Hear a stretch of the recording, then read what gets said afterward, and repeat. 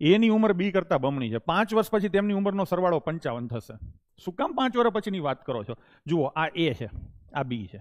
એની ઉંમર બી કરતા બમણી છે, એટલે બી 1 હોય તો એ આટલો હોય, અને કુલ કેટલા હોય? 3. આ સમજાણું? આખા પેપરમાં કાંઈક માપનો ક્વેશ્ચન ગણવો હોય ને, કાંઈક માપનો, તો આ પ્રશ્ન છે આખા પેપરમાં. તમારે આને જે કાંઈ સલામી, તોપો, માનપાન જે કાંઈ આપવું હોય ને આપી દેજો.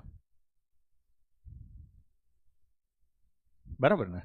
ખાલી કચરપટ્ટી અને યુટ્યુબના લેક્ચર જોઈને ગયા હોય તો પેપરમાં સારા માર્ક આવી જાય. સાચી વાત છે, એમાં કાંઈ હતું જ નહીં.